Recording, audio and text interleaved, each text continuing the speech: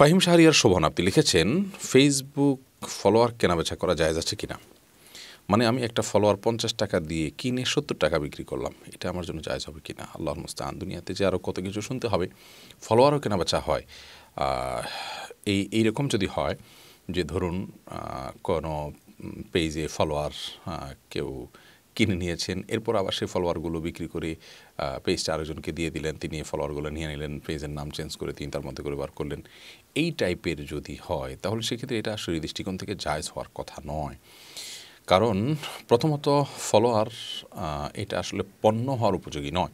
আপনি কারোর কাছে যে টাকা নেবেন, পয়সা নেবেন, এটা কিসের বিনিময়ে নেবেন, সেটি পণ্য হওয়ার উপযোগী কিনা, এটি হলো মূল বিষয়। আর দ্বিতীয়ত হলো যে আপনি কোনো কাউকে ফলোয়ার হিসাবে পেয়েছেন, তিনি হয়তো একটা পেজের বা একটা গ্রুপের আপনার কোনো অ্যাক্টিভিটিস দেখে ফলো করেছেন, এরপর আপনি তাকে বিক্রি করে দিচ্ছেন যার কাছে, তিনি এটাকে তার মতো করে অন্য আরেক নামে তার টার্গেট নিয়ে সেখানে তিনি কাজ করবেন, সেটা বাণিজ্যিক ধান্দা হতে পারে, অন্য কিছু হতে পারে। তাহলে সেক্ষেত্রে ফলোয়ার যে জন্য আপনাকে ফলো করেছেন, আপনি তাকে অন্য কোথাও রেফার করেছেন যেখানে হয়তো তিনি যেতে চাচ্ছেন না, অথবা যেটা তিনি চাচ্ছেন না, এরকম কিছু হতে পারে, এটা তার বিরক্তির কারণ হতে পারে। সব মিলিয়ে এটি মৌলিকভাবে মানে এটা কোনো বাণিজ্য, শরিয়া দৃষ্টিকোণ থেকে বাণিজ্য বা হালাল ব্যবসার কোনো ক্রাইটেরিয়া এটি পড়ছে না।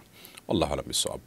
রাসেল ভূঁইয়া আপনি লিখেছেন, কোনো বাচ্চার বিছানায় প্রসাব করলে বিছানার চাদর ওয়াশ করা যায়, কিন্তু জাজিম বা তোষকে পেশাব করলে ধোয়া যায় না, এক্ষেত্রে করণীয় কি? যেই সব দ্রব্য, যে সমস্ত জিনিসপত্র, আসবাব ইত্যাদি, এগুলোতে পেশাব লাগার পর সেটি পরিষ্কার করার কোনো বই না, সেটা রোদ টোদ ইত্যাদি দিয়ে ওটা আলামত দূর করে ফেলতে হবে। এত বেশি রোদে দিতে হবে, এত বেশি আপনার সেটার দুর্গন্ধ দূরের উদ্যোগ করতে হবে যে সেটাতে নাপাকের কোনো আলামত বা নামলেশ নেই।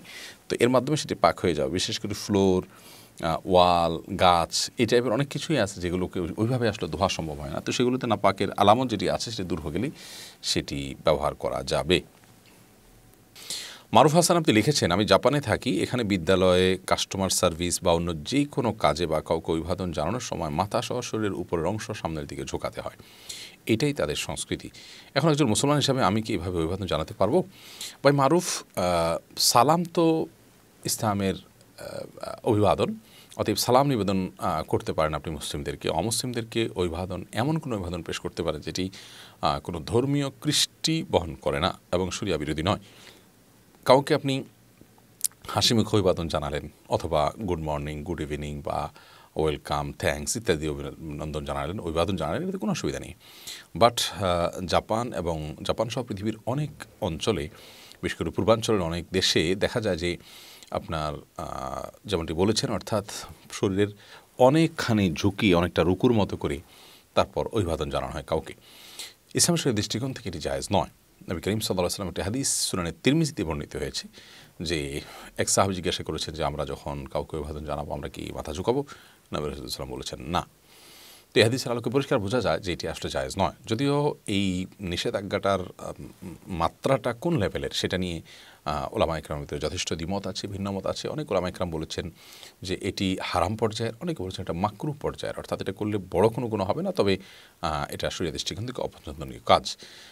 একেবারে রুকুর মতো যদি হয়ে যায় তাহলে সেক্ষেত্রে রুকু তো শুধু আল্লাহর জন্য নিবেদন করার মতো বিষয়, এটা অন্য কারোর জন্য নিবেদন করা যায় না। রুকুর মতো হয়ে গেলে সেটি কিন্তু আর কোনোভাবেই অনুমোদিত থাকবে না এবং এটি নাজায়েজ ভয়াবহ পর্যায়ে থাকবে। এই জন্য যথাসম্ভব আপনি আপনার মতো অভিবাদন তাকে জানানোর চেষ্টা করুন এবং তাকে বোঝানোর চেষ্টা করুন যে আপনি তাকে ভক্তি শ্রদ্ধা করতে কমতি করার নেই। মুশকিল হলো এই সমস্ত অঞ্চলে এই কালচার এমনভাবে স্টাবলিশড হয়ে আছে যে সেখানে আসলে ভিন্ন কোনো কিছু করা কঠিন।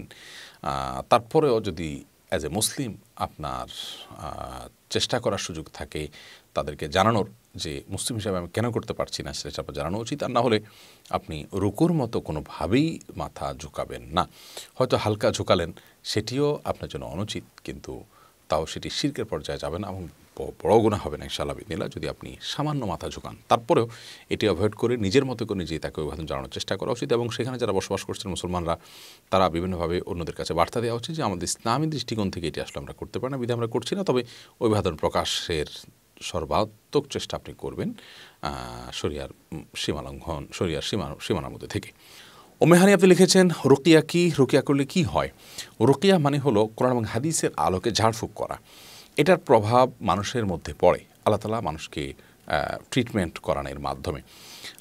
দেখুন আজকাল রিমোটের ব্যবহার আমরা জানি যে এক জায়গায় টিপলে আরেক জায়গায় কাজ হয়ে যায়। আল্লাহ রাব্বুল আলামিন এই তিলাওয়াত এবং কোরআনে কারীমের মধ্যে বিভিন্ন দোয়ার মধ্যে তার যে অলৌকিকত্ব আছে আল্লাহ রাব্বুল আলামিন তার মাধ্যমে বান্দার মধ্যে প্রভাব সৃষ্টি করেন এবং এটি কোরআন হাদিস দ্বারা প্রমাণিত। নবী করিম সাল্লাল্লাহু আলাইহি ওয়াসাল্লাম যখন অসুস্থ হয়েছেন তিনি ঝাড়ফুঁক করেছেন, সাহাবীদেরকে অনেককে ঝাড়ফুঁক করে দিয়েছেন, সাহাবীরা একে অন্যকে ঝাড়ফুঁক করে দিয়েছেন। এখান থেকে পরিষ্কারভাবে বোঝা যায় যে এটি জায়েজ আছে। তো রুকিয়া এটা এক প্রকার ট্রিটমেন্ট, বিশেষ করে স্পিরিচুয়াল ট্রিটমেন্ট। যে কোনো বাহ্যিক রোগের জন্য যেরকম এই ট্রিটমেন্ট করা যেতে পারে, বিশেষ করে আধ্যাত্মিক সমস্যার জন্য এই রুকিয়া বা ঝাড়ফুঁক করা যেতে পারে।